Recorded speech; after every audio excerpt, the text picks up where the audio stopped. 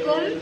আমি আমার আব্বু আম্মুর উদ্দেশ্যে বলতেছি, আমার সব পরিবারের উদ্দেশ্যে বলতেছি, আমাকে আরফাত জোর করে আনে নাই। আমি আরফাতের সাথে নিজ ইচ্ছায় আসছি, সজ্ঞানে আসছি। তোমরা আমাদেরকে পূজা বন্ধ করে দাও, এবং তোমরা যদি ওদেরকে কোনো রকমের ক্ষতি করার চেষ্টাও করো, যদিও বা ওদের কিছু হয়, তাহলে আমি নিজের প্রাণ নিজে দিয়ে দিব, তোমরা আমাকে পাবা না। আর এর আগেও আমার এরকম হয়েছিল, এর আগেও আমি এরকম করছি, তোমাদের প্রেশারে তোমরা আমাকে অত্যাচার করছো বলে। কিন্তু এরপরে আবার করতে আমারও দুইবার ভাবতে হবে না। আমি এরকম কিছু একটা করবো, তোমরা আমাকে নিয়ে যাওয়ার জন্য এত কিছু করতেছো, তো তাইলে আমাকে যদি নিয়ে যেতে হয় আমার লাশটা নিয়ে যেতে পারবা। ওদের যদি কোনো রকমের ক্ষতি হয়, তাহলে আমার লাশটা ছাড়া তোমাদের কাছে আর কিচ্ছু যাবে না।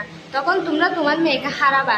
তাই বলতেছি, তোমরা আমাদেরকে পূজা বন্ধ করে দাও, আমাদেরকে খুঁজিও না। এবং যদি আমাদেরকে মেনে নিতে হয়, তাহলেও আরফাতের পরিবারের সাথে সুন্দর করে কথা বলে সবগুলা মিটমাট করে নাও। আমরা তোমাদের সাথে যাব, তখন আমরা বিয়েও করবো। এখন বিয়ে করছি, তোমরা যদি সুন্দর করে আবার দিতে চাও, তাহলে সেটা তো আমরা রাজি আছি। আর ওরা যেটা বলতেছে, একটা ইসলামের সাইন চাচ্ছে, এটাও তোমাদেরকে দিতে হবে। তারপরে তোমরা আমাদেরকে পাবা, আমরা তোমার সাথে যাব। তারপর তোমার যেরকম ইচ্ছা হয় সেভাবে বিয়ে দিও আমাদেরকে, আমাদের কোনো আপত্তি নেই।